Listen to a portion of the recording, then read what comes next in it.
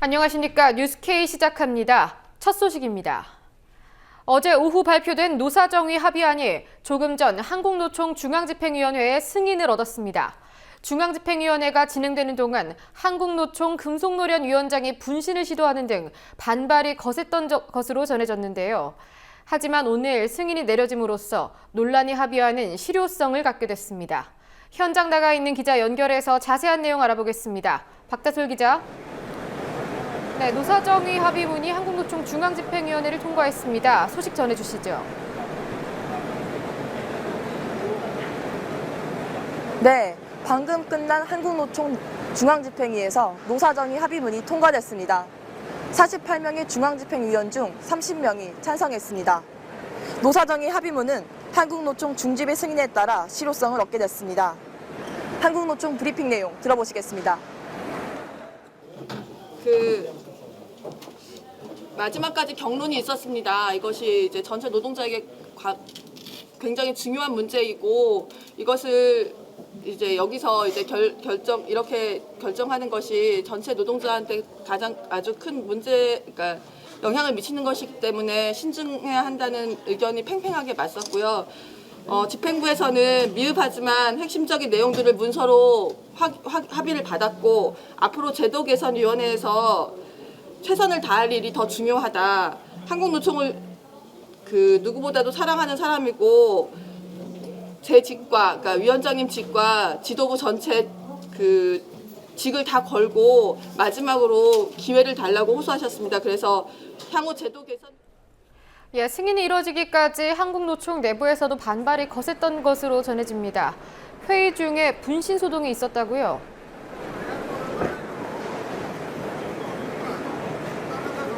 네, 오늘 한국노총 중앙집행위원회 회의 도중 분신 시도가 있었습니다.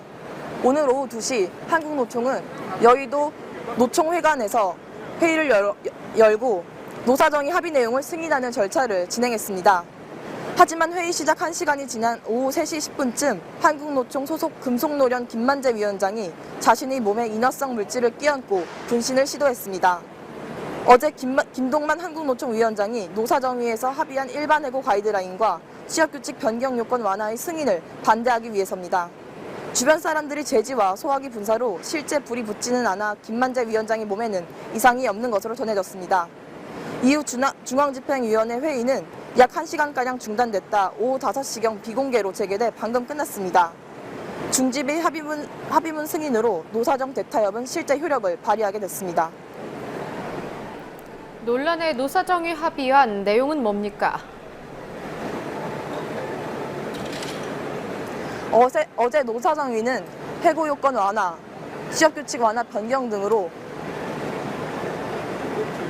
갈등을 빚던 정부의 노동시장 구조 개혁안에 잠정 합의했습니다. 이 두 쟁점은 한국노총이 노사정의에 복귀하며 절대 협의할 수 없다고 천명한 안건입니다. 성과가 안 좋은 자의 해고와 취업규칙 개정을 중장기적으로 마련하기로 한 것입니다. 정부가 일방적으로 시행하지 않고 노사와 충분한 협의를 거친다는 단서를 달았지만 협의 자체가 구속력이 없어 갈등이 클 것으로 보입니다. 최경환 경제부총리가 오늘 쉬운 해고를 하려는 것이 아니라 공정한 해고를 하려고 하는 것이다. 이런 말을 했다고 전해지던데 과연 정부가 생각하는 공정의 의미가 뭔지 의문입니다. 민주노총에서 외부적으로 반발을 계속 진행해 왔는데 그런데 한국노총 내부에서도 앞서 말한 것처럼 분신이 있기도 했고요. 내부적인 이견이 상당히 거셌던 것으로 전해지던데요. 네, 어제 노사정의 합의안이 나오자 한국노총의 공공연맹은 지도부가 권력에 굴종했다며 지도부 사퇴를 요구하는 성명서를 냈습니다. 금속노련과 화학노련, 고무산업노련은 어제 합의문 발표 직후 성명을 내 이번 합의를 매국행위로 규정하며 저지투쟁을 선포했습니다. 한국노총 소속 전국 공공노동조합 연맹도 권력에 굴복하고 노동자를 배신했다며 지도부 사퇴를 촉구했습니다. 민주노총에서도 어제 즉각 성명서를 내고 노동자들에게 재앙을 주는 역대 최악의 야합으로 규정했습니다. 민주노총은 오늘 오후 긴급중앙집행위원회 회의를 열어 대응 방안을 논의했습니다. 오늘 회의에서 나온 한상균 민주노총 위원장의 이야기를 직접 들어보겠습니다. 정권의 겁박에 의해서 자행된 이 역대 최대의 치욕적인 야합을 오늘 중집을 통해서 추임받고자 했었던 것으로 알고 있습니다. 금속 노련의 위원장이 울분으로 분신을 시도하는 일까지 이것은 시작에 불과합니다.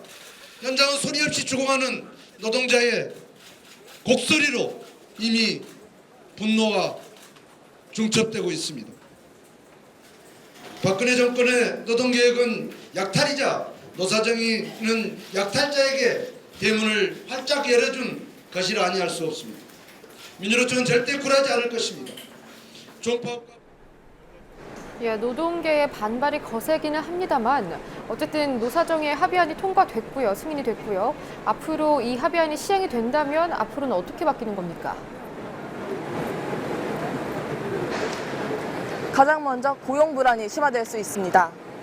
저성과자에 대한 해고가 가능해짐에 따라 사용자 측의 입맛에 따른 해고가 용이해지고 자연히 임금 하락과 노조활동 무력화가 뒤따르게 될 것으로 예측합니다.